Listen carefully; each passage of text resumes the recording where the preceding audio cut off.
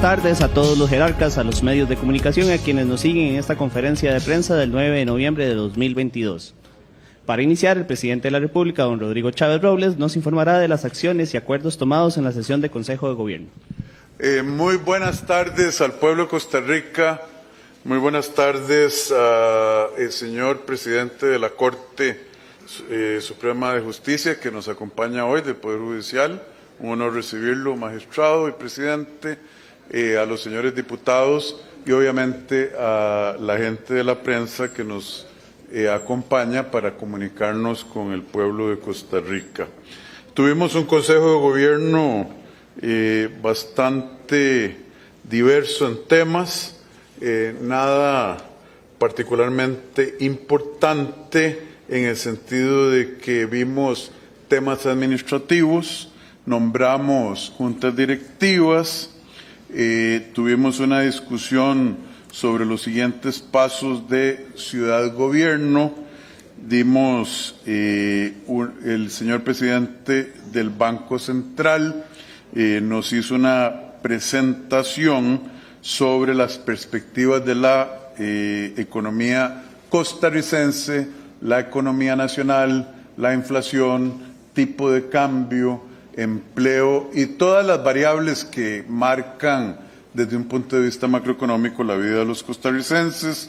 También estuvimos discutiendo temas de transporte público que a todos los costarricenses atañen. Entonces, más bien, empecemos con los anuncios y si hubiera preguntas sobre el Consejo de Gobierno, con mucho gusto en la sección de preguntas y respuestas. Dele, don Giovanni, por favor. A continuación, solicitamos la presencia de la ministra de la Presidencia, Natalia Díaz Quintana, el ministro de Obras Públicas y Transportes, don Luis Amador Jiménez, la ministra de Educación Pública, Ana Catarina Müller Castro, a la ministra de Vivienda y Asentamientos Humanos y presidenta del Limbo, doña Jessica Martínez Porras, y el presidente ejecutivo de la Comisión Nacional de Prevención de Riesgos y Atención de Emergencias, Alejandro Picado Duarte. Para iniciar, el presidente de la República nos comenta sobre la resolución emitida por la Junta Directiva de la CNE, donde declara el peligro inminente por riesgos de infraestructura en diferentes zonas del país. Muchas gracias. No tengo que explicarle mucho a los costarricenses que tenemos un gran déficit de infraestructura en este país, puertos, carreteras, 5G, que se han acumulado a través de los años.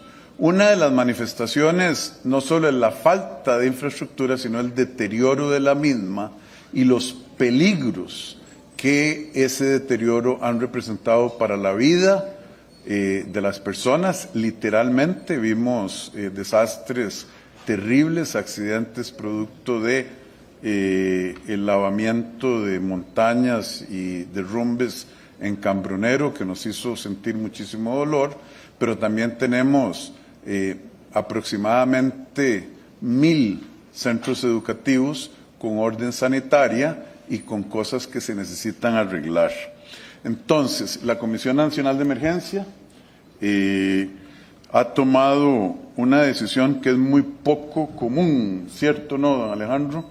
Sí, señor. ¿Cuántas veces se ha tomado en Costa Rica? Esta es la segunda vez. ¿Y la primera fue? Hace como 15 o 16 años. ¿Qué es lo que hace esa decisión de la Comisión?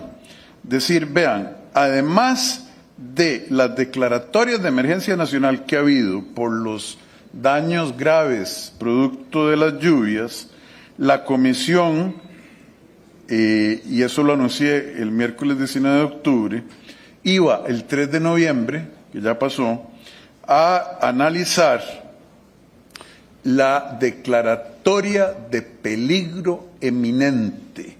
¿Qué dice eso? Que no ha ocurrido una tragedia, pero que está a punto de ocurrir.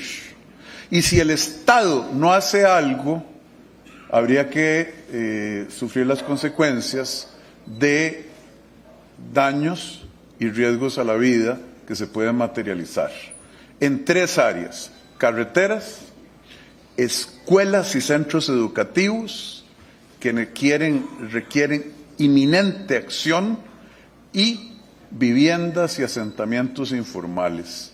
Yo no quiero ser el presidente de Costa Rica que viene a darle el pésame al pueblo de Costa Rica por los deslizamientos y muertes masivas que hemos visto en otros países, en Colombia y en otras partes, ¿verdad? Entonces, las instituciones hicieron un inventario muy detallado. Bueno, y el Incofer también, Incofer. con los puentes de los ferrocarriles. Entonces, el MOB se fue literalmente más de, ¿cuántos puentes, don Alejandro? 1.500 fueron. Más de 300 puentes. Bueno, los del MOB son 300 puentes, ¿cierto, don Luis? No, los que revisaron.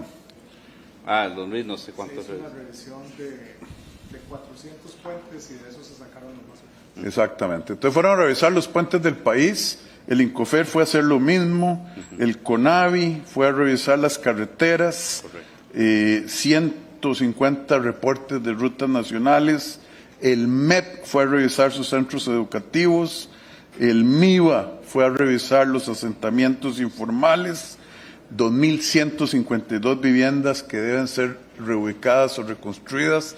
Ya no es para solucionar la vivienda, es para proteger a los habitantes. El Incofer, 73 reportes atinentes a la infraestructura ferroviaria, y ahora les van a dar los detalles. Es la segunda vez en más de década y media, nada más, en que se hace ese ejercicio en Costa Rica. ¿Para qué sirve todo eso? Bueno, estamos procesando 700 millones de dólares con el Banco Centroamericano de Integración Económica de carácter de emergencia. No pudimos procesar más porque el límite de deuda no nos lo permite. Eso se va a hacer, el banco, el centroamericano lo está haciendo en un tiempo récord para, si Dios nos lo permite, poder reparar estos puentes, estas carreteras, estos centros educativos y estos asentamientos durante el verano o avanzar lo más que se pueda. Obviamente le tengo que hacer un llamado respetuoso a la Asamblea Legislativa de que esto tiene que pasar por ahí. Les vamos a enviar el proyecto de ley para su consideración y aprobación en su momento y ojalá lo podamos hacer con dispensa de trámite porque esto es precisamente una declaratoria de riesgo eminente. Ahí está un riesgo que puede matar gente si no actuamos inmediatamente. Don Alejandro, por favor. Muy buenas tardes a todos. Muchas gracias, señor presidente. Efectivamente, tenemos una presentación, no sé si la pueden cargar, y tal vez un poco el contexto de por qué la necesidad de declarar una resolución vinculante de riesgo inminente. Primero porque según el informe mundial del 2020, el 77% de los eventos generadores de desastres en el mundo están vinculados con eventos hidrometeorológicos.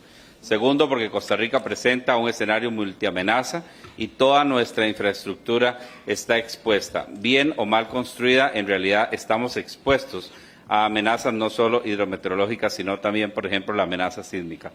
Entre el 2005 y el 2022, Costa Rica ha enfrentado 25 eventos que han requerido la declaratoria de emergencia y eso le ha costado al país más de 2 billones de colones. La siguiente, por favor.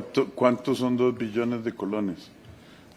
Es un número difícil de imaginar, Es don un Alejandro. número complicado.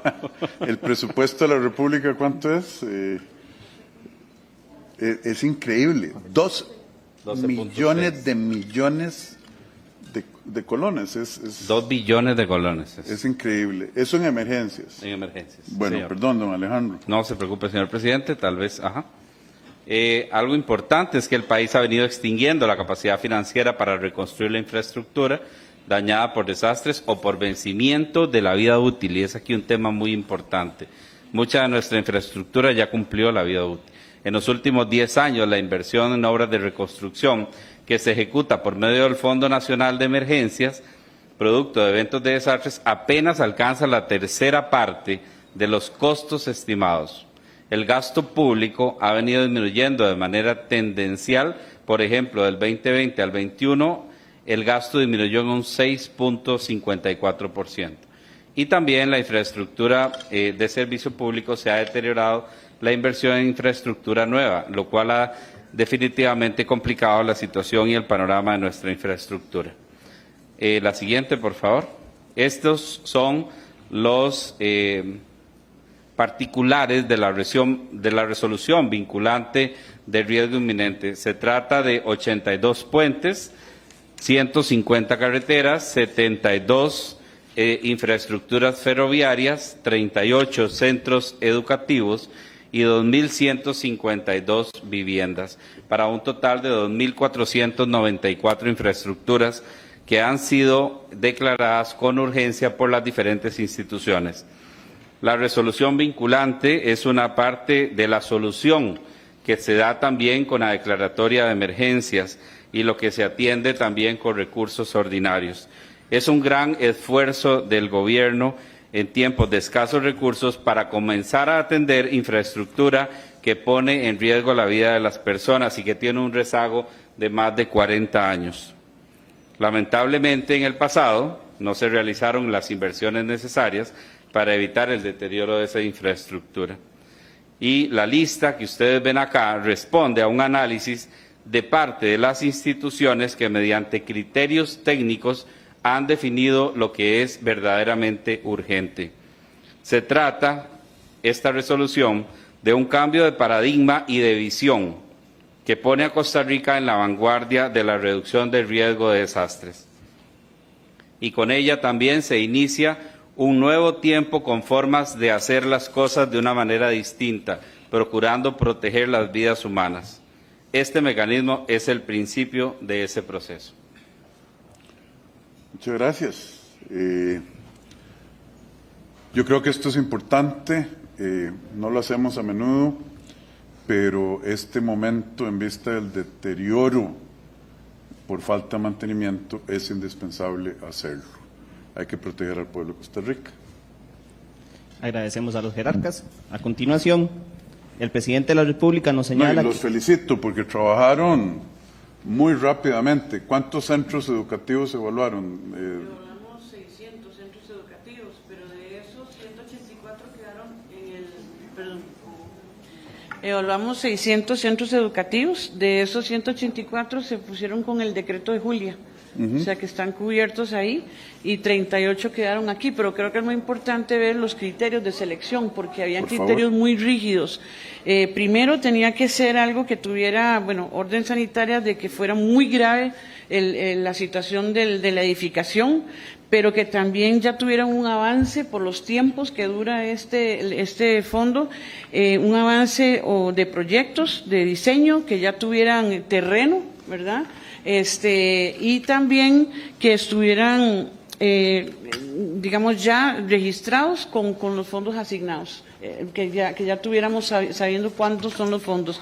Y esos 38 centros van a beneficiar a casi 13,000 estudiantes y más de 150 no los van a beneficiar, docentes. Los van a proteger. Los van a proteger, definitivamente. Perdóname que me meta, pero es que eso yo quiero que le quede grabado a la gente, que es que esos niños y niñas, estudiantes, están yendo a lugares donde hay riesgos y que hay que arreglar para que eso no ocurra. Muchas gracias. Esto incluye incluso la reubicación de ciertos centros que se inundan todos los años por estar construidos en lugares muy, digamos, riesgosos. Gracias. Señora ministra, rápidamente sobre el caso de los asentamientos y viviendas. Sí, señor presidente, muchísimas gracias. En realidad nosotros evaluamos más de 13,000 casos en todo el país, tanto en zonas de riesgo recurrente como en asentamientos informales.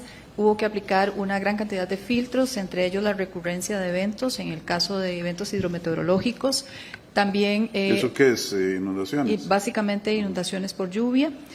También los reportes que nos llegan desde Comisión Nacional de Emergencia, nosotros tenemos equipos que van a campo y hacen precisamente ese tipo de valoraciones. Entonces tenemos pues todo un mapeo de cuáles son esos distritos con recurrencia de este tipo de eventos. También hicimos un filtro respecto de cuáles proyectos tenían ya terrenos, cuáles estaban pues un poco ya avanzados, que nos permitieran acelerar los procesos precisamente para poder cumplir con los tiempos que están establecidos. Muchas gracias. Evaluar 13,000 casos no es sencillo, así es que los felicito a usted y a los funcionarios. Muchas gracias, Empezamos presidente. hace poco eso, ¿no? Sí, Han estado hace trabajando horas extras. Señor Ministro de Transportes, ¿algo que añadir? No, nada más añadir que evaluamos más de 400 puentes, de los cuales 82 fueron identificados como los más críticos a nivel de carreteras 150 puntos donde hay hundimientos, socavaciones o ya problemas mayores que tienen que arreglarse prontamente.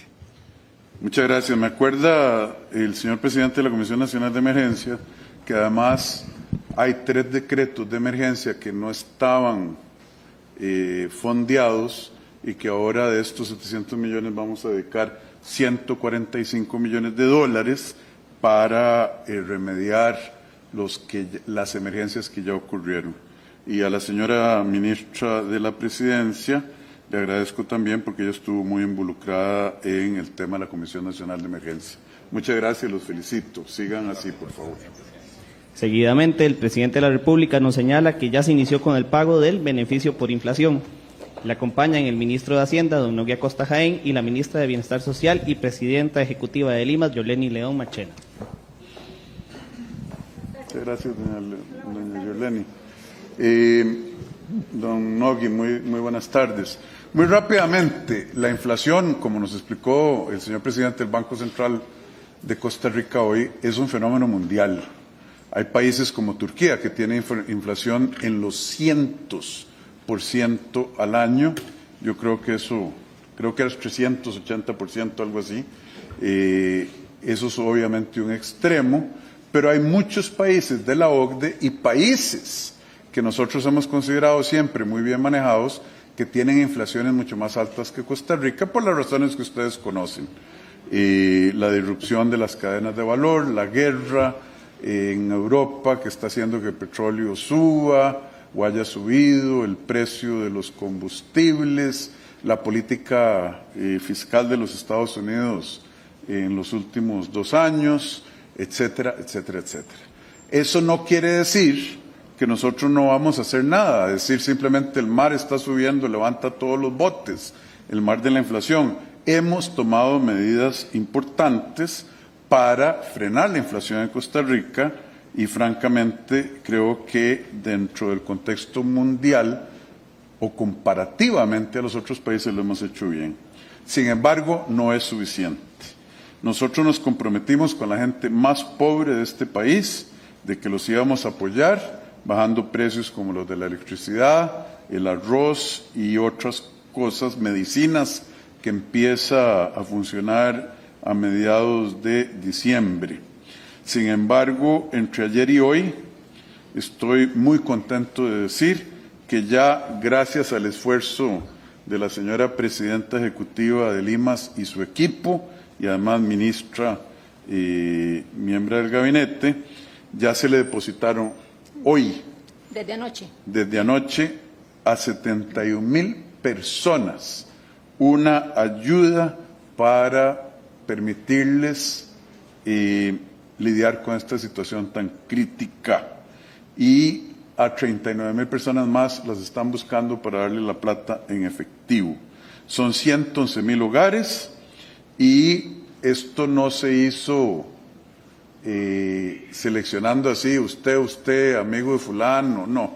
Se hizo a través de un sistema muy transparente que es la base de datos del Sistema Nacional de Información y Registro de Beneficiarios del Estado y CINERUVE. Es un esfuerzo fiscal, lleva plata. El ministro de Hacienda estuvo de acuerdo en que impulsáramos esto a pesar de la situación fiscal. Así es que gracias a los dos, doña Yoleni, por favor, explíqueles un poquito más al pueblo de Costa Rica. Gracias, presidente. Y tal y como usted lo mencionó hace unos minutos, cuando estuvimos en la gira de Limón, efectivamente, una de las consignas que se dio en esa gira es que no íbamos a abandonar en ese gobierno a las personas que más nos necesitaban. Y efectivamente, en esa dirección, desde el día de ayer por la noche, se empezaron a hacer transferencias bancarias hasta llegar a un total de 111,110 familias de un proceso que arrancó, repito, ayer y concluye el día de hoy. Esto, como lo señaló el señor presidente de la República, es una lista que ha sido certificada por el SINERUVE, donde estas personas tienen 5 características. 1, estar en condición de pobreza o pobreza extrema.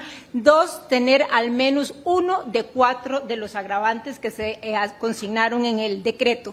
Ser adulto mayor, ser jefatura de hogar, tener menores de hogar tener menores de edad, o tener una persona con discapacidad en ese núcleo.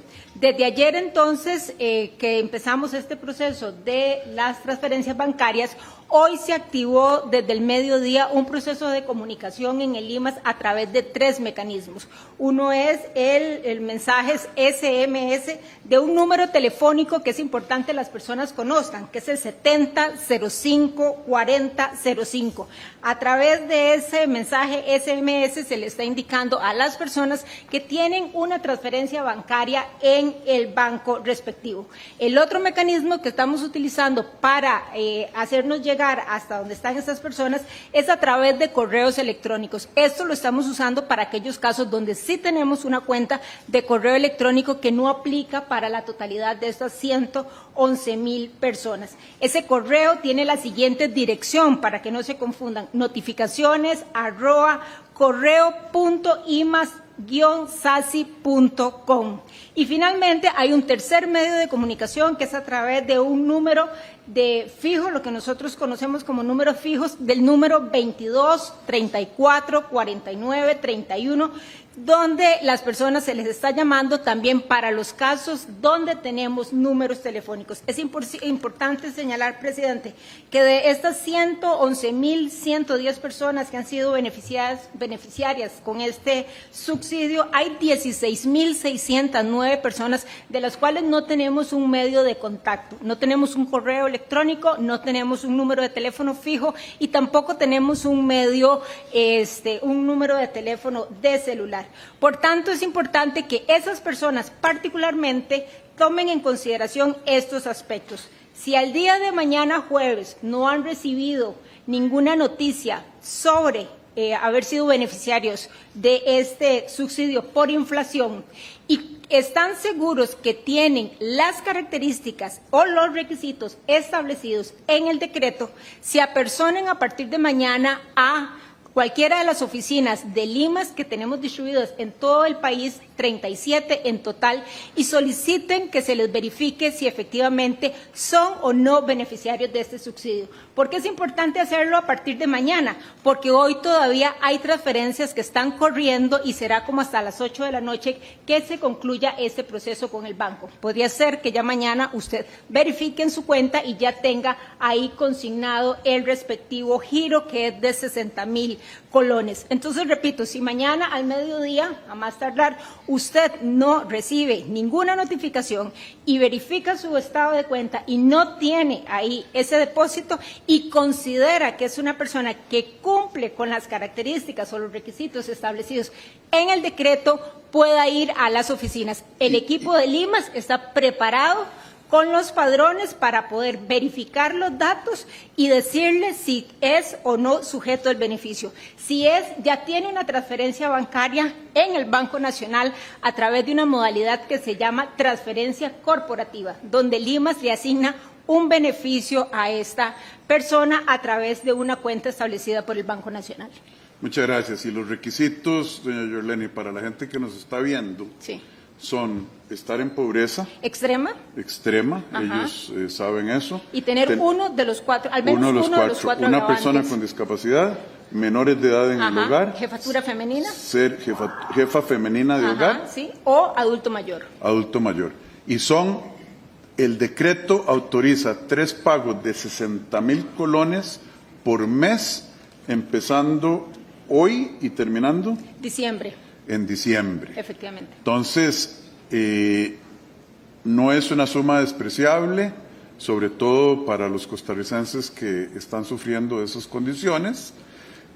Obviamente, el gobierno de la República está haciendo esto como una medida transitoria a ver cómo evoluciona la evolución mundial y la interna. Gracias a Dios, llevamos 2 meses seguidos en que la inflación en Costa Rica se está disminuyendo. en lugar de aumentar, y si nos va bien, creo que en enero volveríamos a evaluar la necesidad para ver si ya le demos vuelta a esa esquina. Don Nogui, ¿algo que usted quiera añadir? No sé. Tal vez señalar que el interés de este gobierno ha sido ayudarle a los grupos más vulnerables, que estamos dedicando 20.000 millones de colones del presupuesto nacional para poder financiar estos bonos y, como bien lo dijo el señor presidente, haremos lo necesario para que si en enero todavía se presenta una situación que merezca el apoyo, lo estaremos dando. Pero, y vean, nosotros no somos un gobierno que piensa que regalar plata arregla la situación de las personas, que hay que estar dando transferencias. No, esta es una situación crítica, externa a la realidad nacional y a la política económica de Costa Rica. Seguimos tratando de generar empleo, trayendo inversión extranjera directa, estamos arreglando los temas de educación, etcétera. Esas son medidas estructurales. Estas son intervenciones temporales y por la necesidad extrema que tienen estos costarricenses. No queremos que haya desnutrición, por ejemplo, en niños, porque eso les va a imponer una hipoteca futura sobre su desarrollo intelectual que no es permitible por una situación temporal en el país. Muchísimas gracias, señora ministra y señor ministro. ¿Cuáles? ¿Los números de teléfono? Sí, señora. Sí, vamos a ver. Los mensajes de SMS que estarán recibiendo van desde un número telefónico que es 7005-4005. El correo electrónico del cual estarían recibiendo una notificación es notificaciones@correo.imas_sasi.com. Y el número de teléfono fijo del cual podrían estar recibiendo una llamada telefónica es el 22 34 49 31. Y acuérdense mañana pasar a alguna de las oficinas de Limas si no han oído de nadie para entonces. Muchas gracias, doña Laura. Sí, así es. Muy amables ministros. Para la firma del siguiente documento, invitamos a don Nogui Acosta a mantenerse en la tarima principal, ministro de Hacienda. También invitamos al ministro de Economía, Industria y Comercio, Francisco Gamboa Soto, y a la ministra de Salud, doña Jocelyn Chacón Madrigal. El primer documento que firmará el mandatario es el decreto ejecutivo denominado Reglamento de Lista de Bienes que confirman la canasta básica tributaria por el bienestar integral de las familias. Don Rodrigo nos explica. No, esto es muy fácil. En septiembre lanzamos a consulta pública el reglamento que establece una nueva metodología para la canasta básica tributaria. ¿Qué significa eso? Es la lista de bienes que creemos son consumidos y son necesarios que se consuman por los hogares más pobres de este país. Y entonces, a raíz de esa consulta pública, estamos firmando un decreto que ya oficializa 200 productos que a partir del 1 de febrero del 23 formarán la nueva canasta básica tributaria. ¿Qué significa eso en la práctica? Que esos productos van a pagar, en lugar del 13% de impuesto de valor agregado, el 1%. Esta lista se creó en conjunto con el Ministerio de Salud, porque hay que ver el valor nutricional de los alimentos. También se consideró los ingresos de las personas de más bajos recursos económicos y no solo la comida, sino necesidades de higiene, limpieza personal y de cuidado del hogar. Y estos productos tienen que ver con el consumo del 30% de los hogares con menos ingresos del país. Antes eran solo el 20% de los hogares. Ustedes saben que cubre tortillas, huevos, carne de pollo, atún, frutas, vegetales, entre otras cosas. Además de que antes no había, entiendo, Nogui, ¿verdad? Que si era cepillos de dientes, ¿estaban fuera o adentro de la canasta? Entonces se reitera que los temas de cepillos de dientes, pañales desechables, artículos escolares están en la canasta. Procedamos a la firma. Y esto rige a partir del 2023. Proceden con la firma del documento el ministro de Hacienda, Nogui Acosta Jaén, el ministro de Economía, Industria y Comercio, Francisco Gamboa Soto, la ministra de Salud, Jocelyn Chacón Madrigal, y el mandatario, don Rodrigo Chávez Robles. Por exactitud, mis notas decían que eran 200 bienes, pero en realidad me corrige el señor ministro de Economía, Industria y Comercio, que son 230 bienes. Muchas gracias, don Francisco.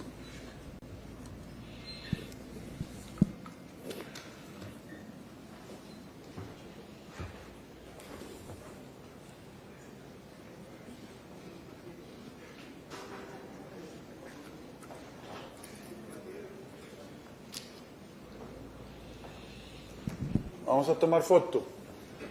Vemos con la toma de la fotografía oficial Si del quieren, documento. ustedes pasen al frente, ministro, por favor.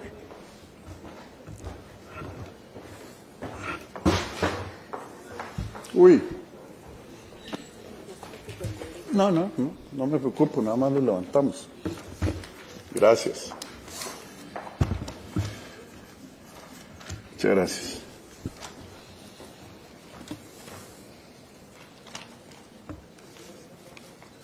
Muchas gracias, ministros. Buen trabajo. Eso.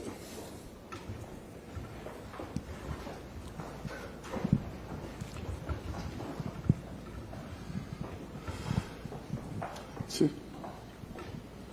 Gracias. Seguidamente invitamos a pasar a la tarima principal al presidente de la Corte Suprema de Justicia, don Orlando Aguirre Gómez, también a los señores diputados Alexander Barrantes y Manuel Morales. También invitamos a la tarima principal la presencia del ministro de Justicia y Paz, don Gerald Campos Valverde. Me es particularmente grato recibir a don Orlando Aguirre en su primera visita a la Casa Presidencial como presidente de la Corte. Bienvenido, don Orlando. Muchas gracias.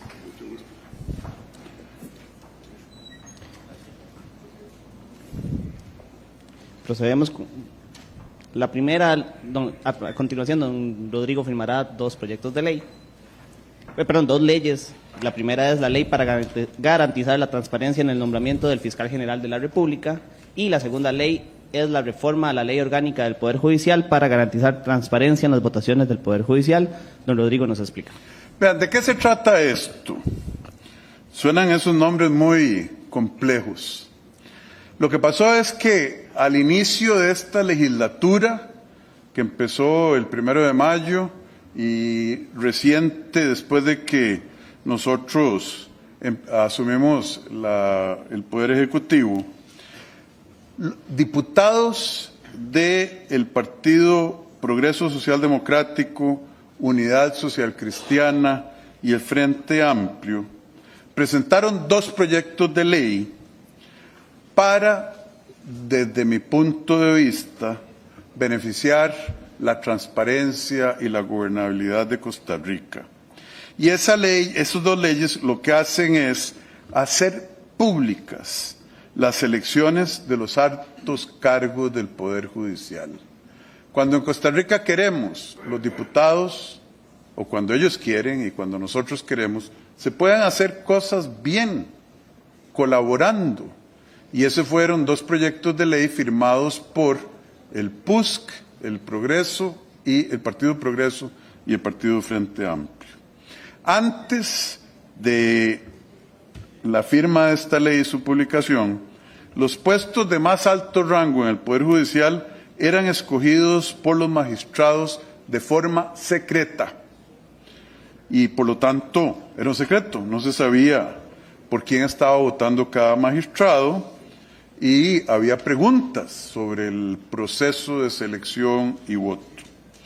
Nosotros creemos, al firmar esta ley, y los diputados obviamente creyeron al aprobarla, que el pueblo costarricense merece que todos los funcionarios públicos seamos transparentes en rendir cuentas de nuestros actos y en ese sentido estas dos leyes harán que los nombramientos que hagan los magistrados de la Corte, ellos tengan que votar y ellas, las magistradas, votar públicamente. Y que también será pública la votación en la que elijan al fiscal general de la República. ¿Cuáles otros puestos se van a elegir mediante el voto público de los magistrados? El fiscal general, como mencioné, el director del OIJ, lamentablemente con la pérdida del director anterior, ahora vendrá una elección pronto, el jefe de la Defensa Pública, la presidencia y la vicepresidencia de la Corte.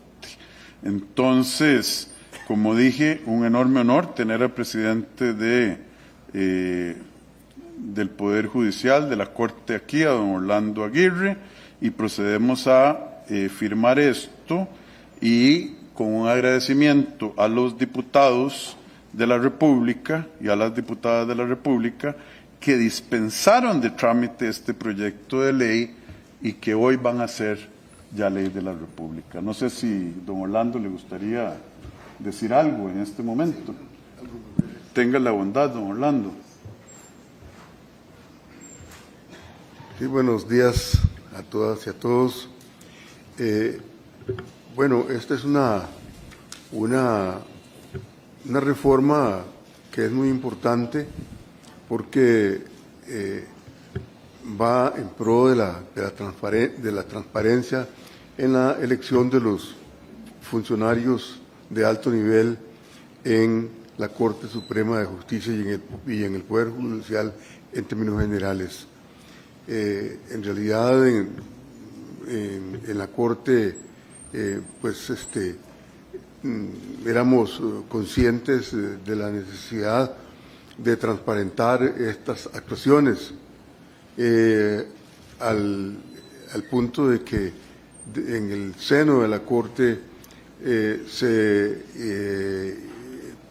hubo movimientos para procurar que esto fuera una realidad e incluso para pedirle a los señores diputados que procedieran como se procedió.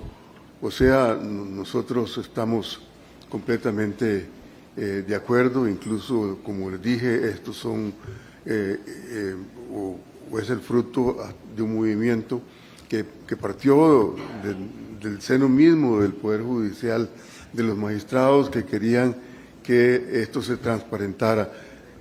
Teníamos algún problema con una normativa de la Ley Orgánica del Poder Judicial que estaba impidiendo hacerlo en el caso del presidente de la Corte.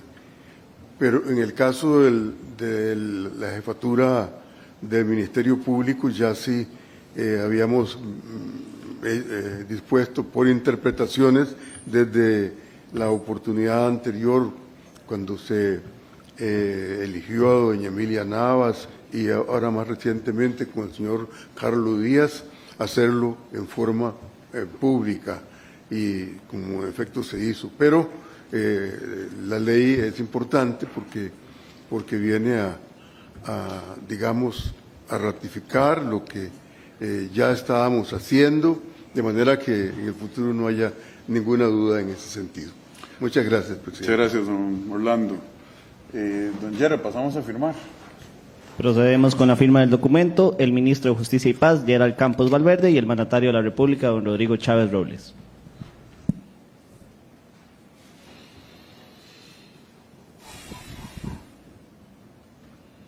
¿Quiere firmar dos o tres?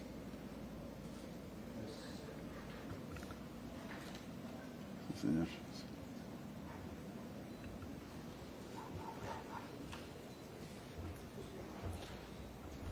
Esta también, don Gerald, es que son dos copias.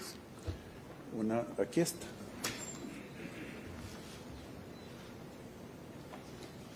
Vaya firmando usted, ahí vamos.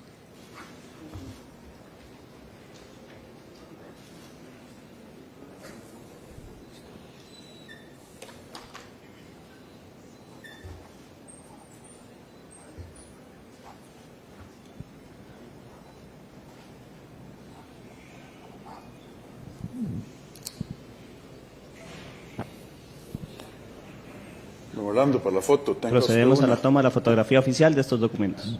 Y señores diputados, ustedes la otra. Pasen al frente, por favor.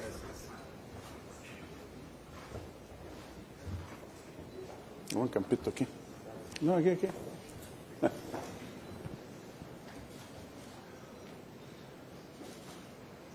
Muchas gracias, un aplauso.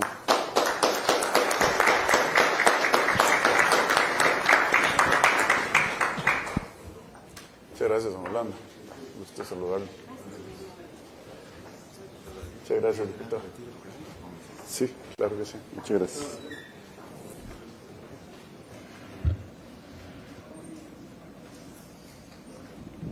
A partir de este momento iniciamos con las consultas de los medios de comunicación, según lo acordado. Con los directores de estos medios mantenemos el mismo mecanismo para la atención de consultas de prensa.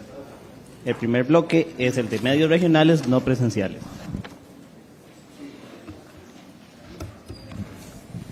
La primera consulta es de Octavio Barrantes, dirigida al Ministerio de Seguridad Pública. ¿Está, señor ministro? Sí. Muchas gracias. La consulta es la siguiente. ¿Cómo está? Hay un grupo de transportistas ilegales llamados los talibanes en la frontera en los Chiles, que se adueñan de la zona e intimidan y golpean a policías que no tienen capacidad para intervenirlos. ¿Conoce este tema y cómo planea? Sí, claro que sí. Primeramente, un saludo muy especial para el pueblo de Costa Rica. Los talibanes es una estructura que opera ilegalmente en la zona de los Chiles. Se mueve entre ambas fronteras y casualmente ahorita estamos planificando una operación conjunto, Tránsito, Fuerza Pública, OIJ, todas las autoridades que podamos involucrarnos en eso, porque conlleva una estructura de más de 100 personas, vehículos ilegales operando como taxis, y es una estructura de años, es una estructura muy conocida en el país y no se ha podido desarticular. En el 2019 creo que tuvimos 3 allanamientos, hay más o menos 96 personas detenidas de esta estructura, pero ya la estructura se hizo muy grande y tenemos que articular todas las autoridades correspondientes para darle un golpe certero. Muchas gracias, señor ministro. En esta no voy a preguntar cuándo, como siempre pregunto. Dios guarde. A la orden, con mucho Suerte con eso. La segunda consulta es de Marlon Fernández, de Noticias Fortuna, para el MINAE. Adelante, don Rafael. El señor ministro de Ambiente se encuentra en Egipto en ese congreso que se llama la COP de Cambio Climático, representando a Costa Rica, contándole al mundo lo bien que estamos haciendo las cosas. Entonces, don Rafael, el viceministro, está hoy aquí. La consulta es la siguiente. En La Fortuna existe la venta y comercialización del mamífero perezoso para crear proyectos turísticos de avistamiento de ellos. Las autoridades tienen las denuncias y saben quiénes son los que destruyen su hábitat natural y lucran con este símbolo nacional, y el área de conservación arenal no actúa. ¿Cuándo van a frenar este violento acto contra la fauna y las acciones que van a tomar? Sí, buenas tardes. Vamos a ver, en el tema de manejo de vida silvestre, en este caso tenemos 2 situaciones. Uno, lo que es la tenencia, y en otro tema, lo que es el tráfico ilegal. Cuando se han hecho las visitas al sitio denunciado, que tenemos varias visitas ya por los técnicos, se ha evidenciado que los perezosos están sueltos, razón por la cual el delito de tenencia ilegal no aplica. En este caso estamos coordinando con otras instancias del Poder Judicial el seguimiento para poder definir, poder detectar el tráfico ilegal de las especies. Para eso se hace un inventario de la especie en el lugar, y con eso le estamos dando seguimiento. Pero sí se ha actuado y sí se conoce bien la situación. Esperamos que este tema, y tenemos identificado también el sitio, que este tema junto con el Poder Judicial lo podamos resolver en las próximas semanas. Pero parece que podría ser posible que no hay crimen, porque no han podido probar que los tienen capturados, solo para entender. Y segundo, no han podido demostrar que ha habido venta de ese animal, ¿verdad? Correcto, no hay crimen en tenencia, y entonces estamos detrás de la información sobre tráfico. Correcto. Para ver si es cierto, porque hay presunción de inocencia. Exacto. Muchas gracias, señor viceministro. La tercera consulta es de Alfonso Gatchens, de Noticias Arapiquí, dirigida al ministro de Hacienda. Don Nogui.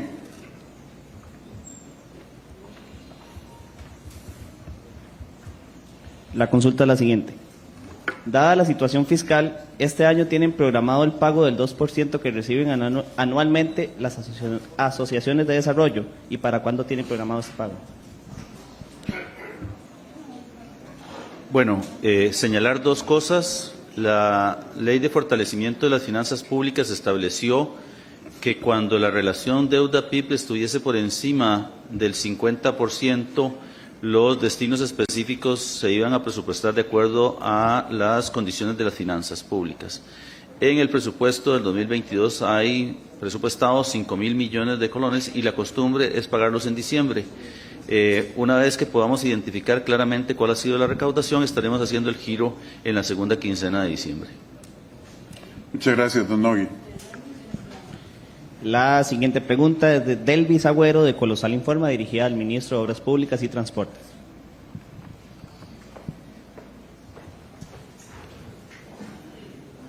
La consulta es la siguiente. El CONAVI había anunciado el inicio de obras para restablecer el paso de la Interamericana Sur, Ruta 2, kilómetro 344, para el pasado lunes 31 de octubre. Sin embargo, no se han presentado. ¿Para cuándo se espera que empiecen las obras en esta ruta internacional que está a escasos 6 kilómetros de la frontera con Panamá? Sí, correcto. Vea, primero hay que recordar que el CONAVI no tiene un solo tractor ni una sola vagoneta, entonces tiene que contratar todo.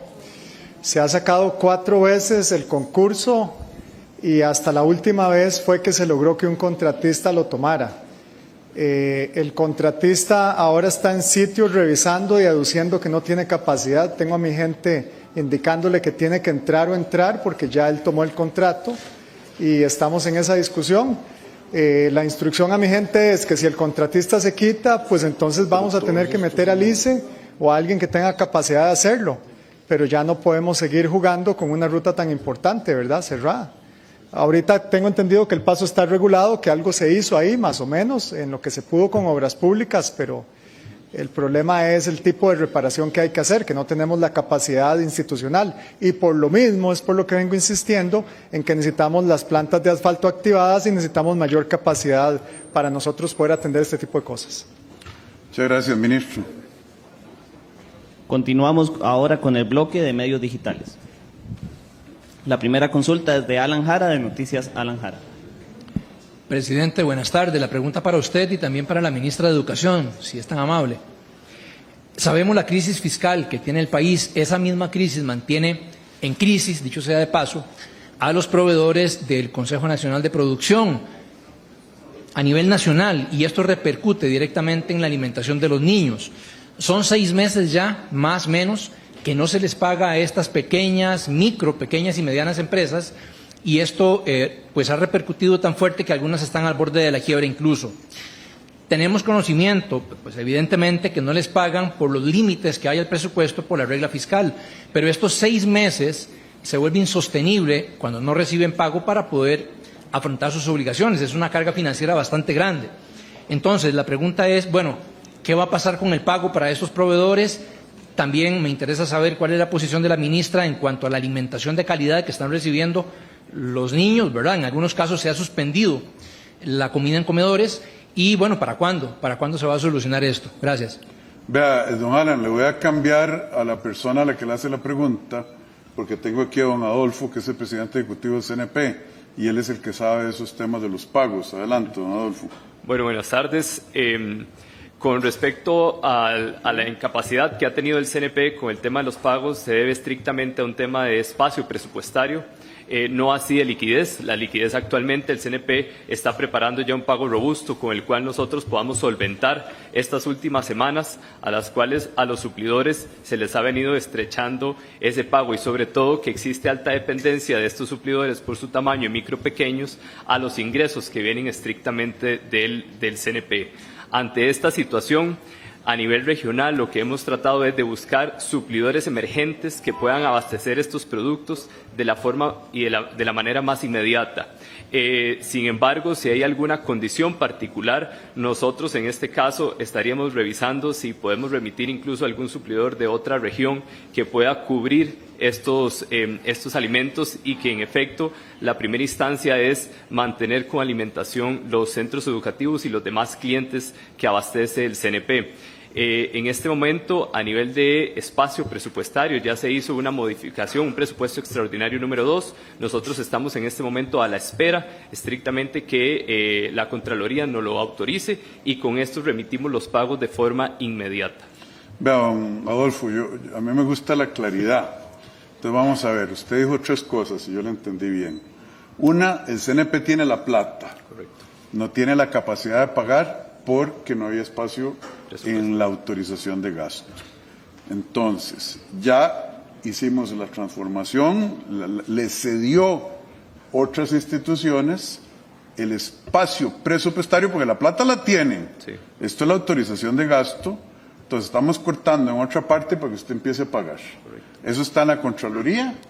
¿Y cuánto tiempo calcula usted que va a durar? Sí, con la Contraloría hemos hecho las gestiones y las diligencias. ¿Cuánto tiempo calcula usted que va a durar? Aproximadamente de 1 a 2 semanas. Ok, entonces un llamado muy respetuoso a la señora Contralora de que nos ayude a sacar eso rápidamente porque estamos atrasados. Correcto. Y con esa plata le va a poder pagar a los suplidores a los que les tiene el perrillo amarrado, como dirían los ticos. Sí, correcto. Pero no es culpa de él. Es que simplemente no había espacio. Entonces, con esa plata va a poder saldar las deudas. La otra pregunta o el otro tema relacionado que hizo don Alan es que hay chiquitos sin comer en Costa Rica en estos momentos en las escuelas. Y la respuesta que yo le entendí a usted es que a los que no podían seguir dándole fiado al Estado, usted consiguió otros que sí puedan. Sí. Y con la plata que va, con la autorización presupuestaria, les va a poder pagar a todos. Ahora sí quedó claro, don Alan. Ok. Muy bien. Muchas gracias, don Adolfo. La siguiente consulta es de Gerardo Ledesma, de CR Prensa. ¿De dónde? Gracias. Por acá, Prensa. aquí al puro frente. Mucho gusto saludarlo. ¿Cómo le va? Igualmente. Señor presidente, esta pregunta es de los trabajadores de la Caja, que dice así: señor presidente, recientemente en conferencia de prensa pasada se habló del problema que hay con algunos directivos de la Junta de la Caja costarricense que están siendo cuestionados por posible conflicto de intereses de la votación del aumento salarial aprobado. Le comento que un grupo de trabajadores ha presentado una recusación en contra de 3 miembros de esa misma Junta Directiva por considerar que estos pueden poseer conflictos de intereses en la votación relacionada con la implementación del derecho al salario mínimo inembargable de los trabajadores, que aún a la fecha no se les ha respetado. Este documento ya fue recibido en las oficinas centrales de la Caja y se envió copia al despacho de la Presidencia de la República para su conocimiento. ¿Qué se puede hacer para que de una vez por todas los miembros de la Junta Directiva de la Caja se abstengan a participar de este tema y así los trabajadores puedan ver sus derechos respetados? Ellos están desesperados y sin respuestas. Muchas gracias. Aquí está doña Marta Eugenia, la presidenta ejecutiva de la Caja, y yo al final haré un comentario personal. Doña Marta Eugenia, por favor. Sí, buenas tardes. Efectivamente, yo el documento lo conocí en estos días. Esa solicitud es una recusación contra algunos miembros de la Junta. Tenemos que conocerla. Mañana tenemos sesión, pero no está programado en agenda, y el tema lo vamos a revisar de este jueves en 8, sin lugar a dudas. Yo desde que ingresé a la Junta Directiva solicité un recurso de revisión de ese acuerdo que rechazaba el respeto al salario mínimo inembargable. Pues yo esperaría efectivamente que ese mismo jueves, de mañana en 8, se conozca la recusación que se presenta y a la vez que se someta a votación de una vez por todas ese recurso de revisión que yo había presentado en su oportunidad. Y nada más decirle que efectivamente son más de 11,000 trabajadores los que están en esa condición, y a partir de enero, con el aumento de salarios del sector privado que va a definir un nuevo salario mínimo, probablemente ese número aumente, y eso es algo que definitivamente tenemos que solventar. Muchas gracias por la pregunta. Doña Marta Eugenia, usted fue juez de la República, magistrada en la Sala Cuarta, etcétera. Yo no sé si la señora de Purras sabe qué es una recusación. Yo le explico. Explíquele, por favor, porque eso es serio. Bueno, básicamente una recusación es un trámite, un procedimiento que se tiene tanto en sede judicial como en sede administrativa, cuando alguna parte que se siente afectada por la participación de personas que podrían tener algún conflicto de intereses están conociendo del tema.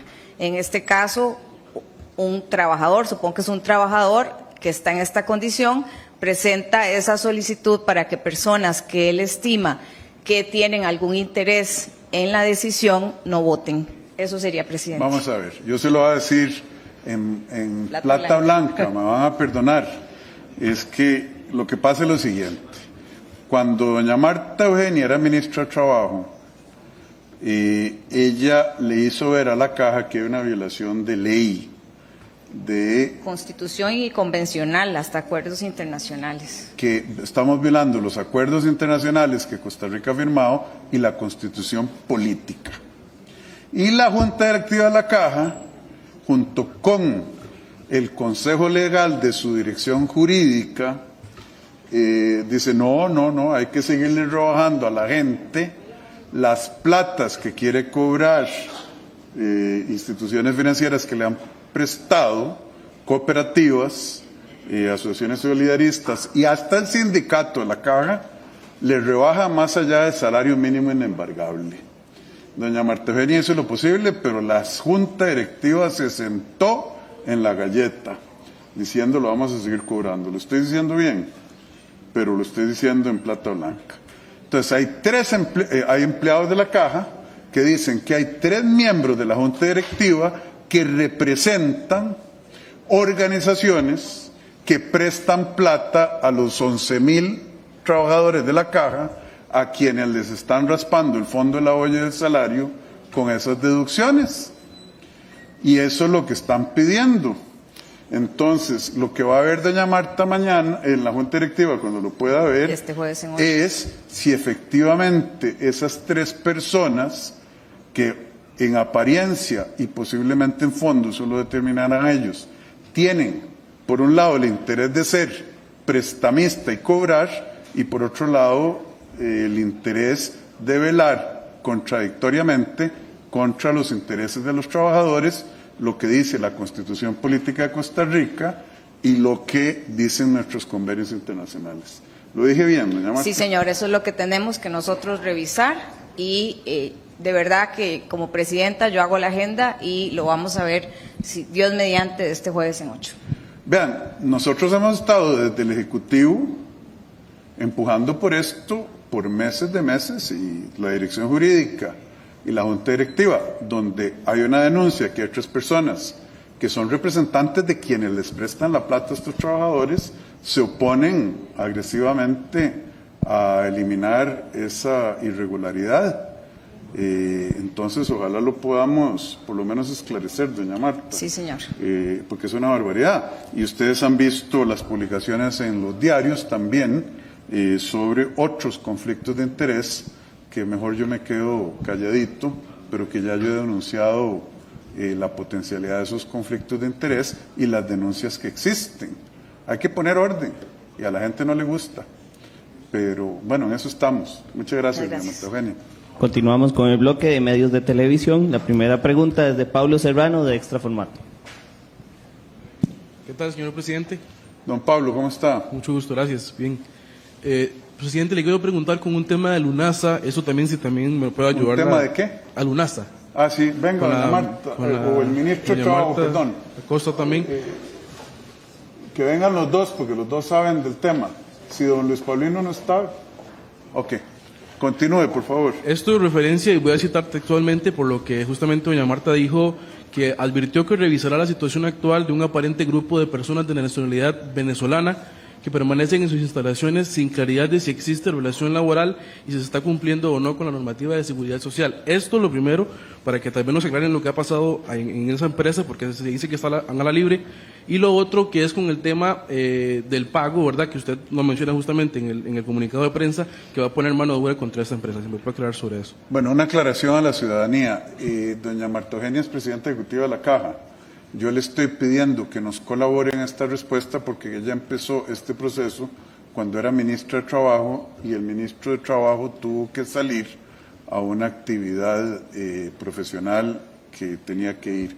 Entonces entiendan que doña Marta nada más me está ayudando a dar la respuesta. Dele, doña Marta. Muchas gracias. Realmente creo que de parte del gobierno de Costa Rica se ha demostrado que hay un interés en darle apoyo a todos estos trabajadores que tienen una situación particular.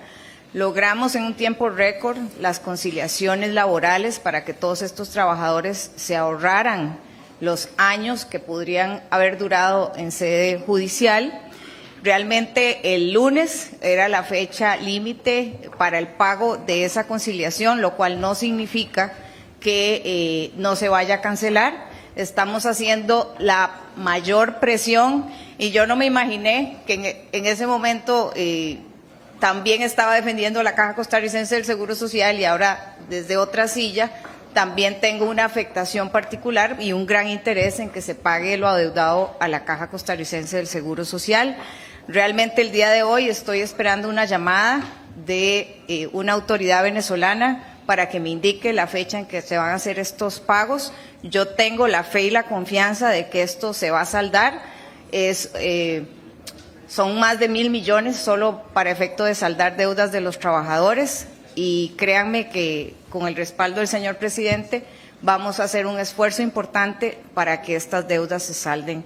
Es una expectativa muy grande que tiene la comunidad de Esparza, donde estaban las instalaciones. La mayoría de los trabajadores son vecinos de ese lugar, no hay muchas fuentes de trabajo y por lo menos desde el gobierno estamos haciendo nuestro mejor esfuerzo para que se salden deudas que en materia laboral son sagradas. Vea, Juanilama de Esparza, ahí viven la mayoría de estas personas. Hemos estado haciendo lo posible. Dios quiera que esta semana lo podamos arreglar. Y en la vida hay sorpresas. Si no se da lo que se tiene que dar, el gobierno va a tomar otras medidas, las que sean necesarias y legales, sí, señor, para lograr solucionarles esto que tiene demasiado tiempo de indiferencia y abandono. Aquí estamos. El progreso que han visto ha sido gracias a los esfuerzos del Ministerio de Trabajo y ahora de la Caja. Muchas gracias. Muchas gracias a ustedes. La siguiente consulta es de Laura Brenes, de Noticias Repetel. Gracias, buenas tardes, señor presidente. Ayer el gerente del Banco de Costa Rica fue a la Asamblea Legislativa y entre algunos puntos que mencionó dijo, por ejemplo, que desconocen de dónde sale el dato del costo de venta previsto para el Banco de Costa Rica y que no es momento ahorita por la situación global y local, donde hay una contracción económica y también altas tasas de intereses para vender la entidad financiera. Usted como economista, ¿qué opina al respecto? Muchas gracias. Yo no sé hasta qué punto don Douglas, el gerente general, es una persona imparcial en esta decisión. No lo sé, no lo conozco lo suficiente.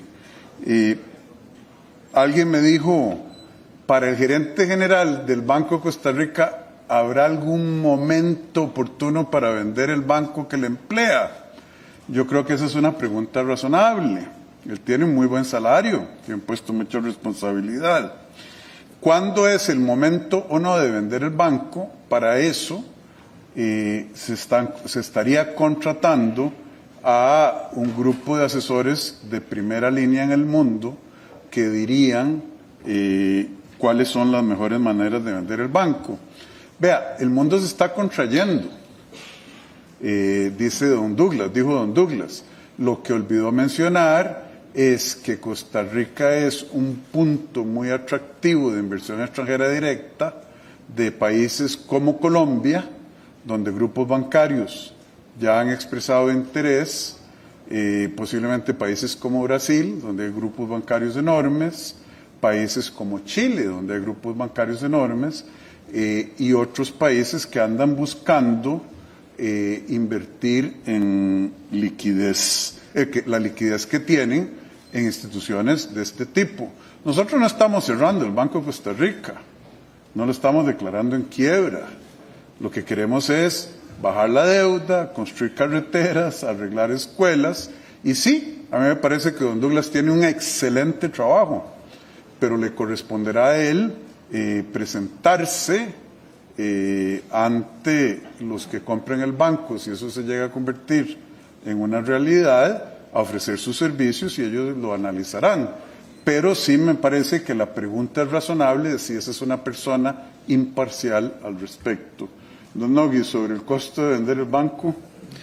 A ver, yo creo que aquí hay dos temas que son importantes de verlo.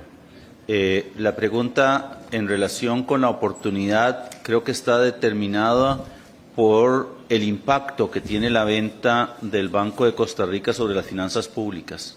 Actualmente el banco, según los cálculos que ha hecho el Banco Central de Costa Rica, reduciría la deuda en 3 puntos del PIB. Y eso se traduciría en un ahorro de más o menos 92.000 millones de colones al año que estarían liberándose del pago de intereses para poder dedicarlos a hacer obra pública, como bien lo dijo el señor presidente, pero también transferirle a los grupos más vulnerables. Y esos 92.000 millones, si usted los compara con las cargas parafiscales que tiene, todavía le estaría ahorrando al gobierno más de 60.000 millones de colones.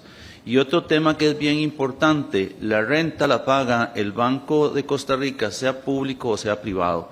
Y entonces, en este sentido, lo que estamos hablando es de una oportunidad para los costarricenses, desde el punto de vista de la posibilidad de bajar la relación deuda-PIB a una velocidad mucho más rápida. Vender el Banco de Costa Rica es el momento oportuno para hacerlo. Vean, es que de verdad que aquí hay mucha gente que le gusta enredar las cosas. Porque lo más fácil del mundo es enredar las cosas. Lo difícil es hablar claramente con números y evidencia. Los números son contundentes. 92.000 millones de colones solo en ahorros de intereses. Es que es un negocio muy rentable. Bueno, si el negocio es rentable, se refleja en el precio. Entre más rentable sea el negocio, más alto es el precio. Más alto es el precio, mayor la reducción en la deuda. Mayor la reducción en la deuda, más podemos gastar en las cosas que a los costarricenses verdaderamente les surge. Vivienda, carreteras, aeropuertos, etcétera. Pero hay gente que se desgarra la ropa diciendo, es que ideológicamente. No, los números son contundentes. Ese banco le sirve más a la señora de Purral y al pueblo de Costa Rica en manos privadas, funcionando, dando servicios, pagando posiblemente más impuestos, porque los bancos privados son más rentables que los públicos en promedio y por lo tanto el beneficio neto es enorme. Ahora, ¿a quién no le sirve que ese banco se venda? Bueno, tal vez a gente que gana más de lo que se ganaría en otra parte trabajando en el banco. Tal vez a gente que utilizan sus influencias para beneficiarse de los servicios de ese banco. Hay un historial, yo no estoy acusando a nadie. Yo lo que estoy diciendo es que la gente tiene que dejar de comprar humo y en políticas públicas se trata de números, racionalidad, lógica, experiencia internacional. Y aquí es donde yo estoy en total desacuerdo con don Douglas. Yo creo que el momento de vender ese banco era ayer, no hoy. Muchas gracias, don Nogui. Continuamos con el bloque de prensa escrita. La única consulta es de Gravin Granados, de Diario Extra. ¿Cómo está, don Gravin? ¿Cómo me le va? Mucho gusto, don Rodrigo. Don Rodrigo, medios internacionales nicaragüenses propiamente están informando que el presidente Daniel Ortega en una interlocución reciente afirmó que Costa Rica es un territorio de base de terroristas. Afirma que desde Costa Rica se están financiando grupos para crear caos en Nicaragua. Quisiéramos consultarle cuál es la valoración que hace usted como presidente o el gobierno de la República respecto a esta interlocución del presidente de nuestro hermano país vecino. Muchas gracias. Costa Rica no es base de ningún grupo terrorista.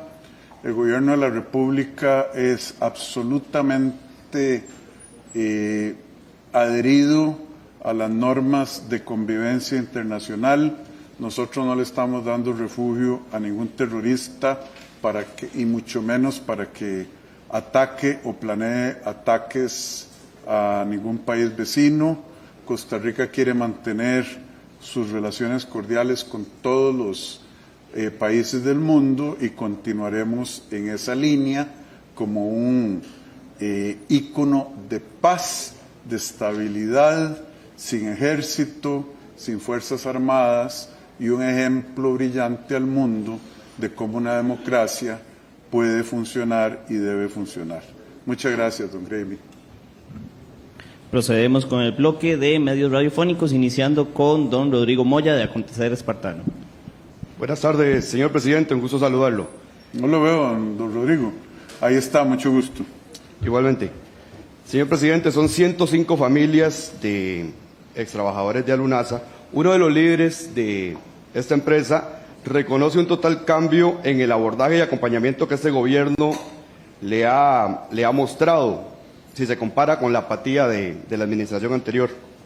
Sabemos que la Caja, señor presidente, tiene una garantía de pago que se puede ejecutar de considerarse necesario por los terrenos donde se ubica la empresa Alunasa, en Juanilama de Esparza. ¿Y qué nos puede decir, señor presidente, sobre la posibilidad de que se reactive? O sea, sabemos que está el tema de la plata, ¿verdad? Ese es un gran tema, pero usted también había mencionado el 10 de agosto la posibilidad de reactivar la empresa. ¿Qué nos puede decir, señor presidente? Gracias. Primero hablemos de la garantía, doña...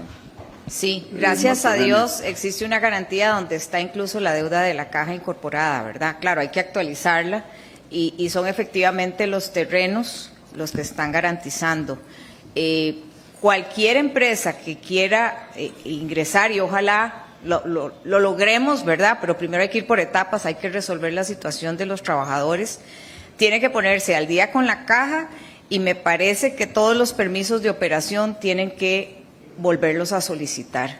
Así que la recuperación es importante para efecto de gobierno, es una generadora de empleo, además es una empresa de mucha relevancia internacional y nacional, pero primero que todo hay que cumplir las etapas y en esto el respeto a los derechos de los trabajadores se vuelve fundamental y sin lugar a duda el pago a la seguridad social. Pero aquí vamos, don Rodrigo. Como dijo la persona que usted mencionó, nosotros estamos interesados en el bienestar de la gente de Juanilama, 105 familias ahí. A ellos se les debe esa plata y hemos hecho lo imposible por cobrarla. Hay temas legales de si la Caja ejecuta la garantía, si se les puede pagar de ahí a los trabajadores, porque son dos deudas diferentes. Son diferentes. Y nosotros, la Caja puede esperar, las familias no. Y por eso esto es un jueguito de ajedrez en alguna medida, donde la secuencia y los esfuerzos han sido enfocados en acompañar a estas personas, a las que sí estuvieron abandonadas mucho tiempo y nos vinieron a buscar hace 2 o 3 meses. Sí, señor. Y vea el cambio en la dinámica que hemos logrado y Dios mediante, como dijo la señora presidenta ejecutiva de la Caja, pronto les tendremos la buena noticia, pero el compromiso es absoluto. Pero no es así entrar a balazos con una escopeta, porque lo primero es lo primero. Usted me entiende, don Rodrigo. Gracias. La siguiente consulta es de Óscar Mantilla, de Causa y Efecto. Don Óscar, ¿cómo le va? Buenas tardes, señor presidente. La consulta es algo muy sencillo, pero a la misma vez tiene una connotación económica para el país, que usted lo puede manejar de la mejor manera. Dado el problema de la deuda interna del país, ¿estaría usted dispuesto a tanto pago de intereses que se hace?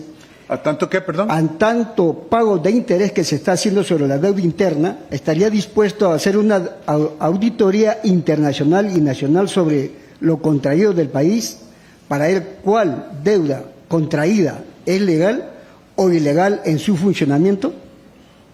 Mire, Costa Rica honra sus obligaciones y las seguirá honrando mientras yo sea presidente de la República. Existen procesos establecidos para verificar la deuda de parte del Ministerio de Hacienda. ¿Qué es lo que está pasando?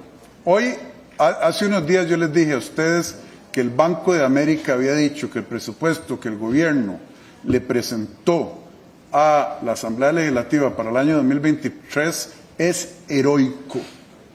Hemos visto los números fiscales, ya está empezando a bajar la deuda PIB, la deuda con respecto al producto del país, va bajando. Estamos generando 2 años antes los resultados que el Fondo Monetario había pedido.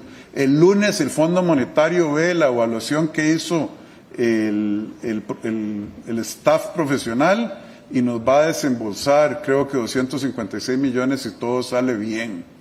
Hoy salió el Banco de Santander, un banco grande español, diciéndole a los inversionistas, no nos explicamos cómo Costa Rica todavía tiene una calificación de B en lugar de tener una calificación de BB que es más alta y eso nos bajaría los costos. Estamos haciendo lo que es humanamente posible y mucha gente pensaba que era imposible. Ahora lo que falta, si los señores y señoras diputados así lo consideran, es darle certeza a los mercados internacionales de que vamos a tener en una sola ida a la Asamblea los 6.000 millones de eurobonos. Ahí está la decisión de la Asamblea Legislativa. Todo eso que mencioné, más si los diputados así lo consideran, los eurobonos por 6.000 millones, nos permite ir a las calificadoras en más o menos febrero y decirles, ahora sí, ya hicimos los exámenes, vean, súbanos la calificación. Que le suban la calificación a uno, ¿qué significa? Miles de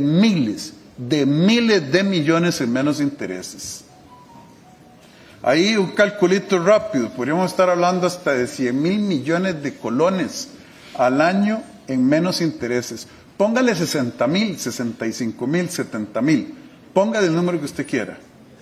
Eso es un montón de plata y ese es el objetivo.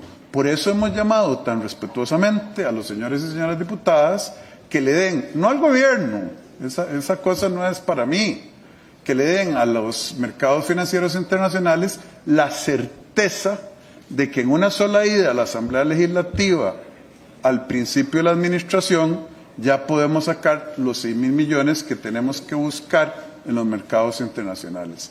Entonces, hacer una auditoría, de ahí nos encontraremos, no sé si nos encontraremos algo. Podría tambalear los mercados, crear desconfianza, como en Ecuador y en otros países, usted conoce, que se hicieron auditorías de ese tipo y que no llegaron a nada. La verdadera manera de hacer eso es hacer la tarea, trabajar duro y darle la señal contundente, como lo estamos haciendo, a los mercados que Costa Rica va a pagar la deuda que se acumuló en los últimos 40 años. Lo que la gente no se acuerda o pareciera no acordarse es que los $1.000 millones de dólares que hay que pagar en un solo cheque, en un solo pago, el 26 de enero, es un bono que se emitió, creo que en el gobierno de doña Laura Chinchilla, creo, no importa. Pero eso no es una deuda que nosotros incurrimos, sino que nosotros, como gobierno actual, tenemos que pagar. Pero al final el gobierno no paga nada, costarricenses, esos ustedes, los que están pagando los intereses. Es ustedes los que están pagando la deuda. Nosotros recogemos impuestos y los tratamos de administrar de la mejor manera. Entonces, yo lo que le estoy diciendo a usted, si logramos ese paquetico en enero, febrero, y el mundo reconoce el compromiso de la Asamblea Legislativa, del Poder Ejecutivo y del país en general, solo en intereses nos podríamos economizar miles de millones de colones. Entonces, por ahí es donde yo quisiera seguir el paso y le agradezco mucho su pregunta. Muchas gracias. De esta manera finalizamos esta conferencia de prensa. Agradecemos a todos los jerarcas, al presidente de la República y a los medios de comunicación presentes y a quienes nos sintonizaron. Muchas gracias. Buenas tardes.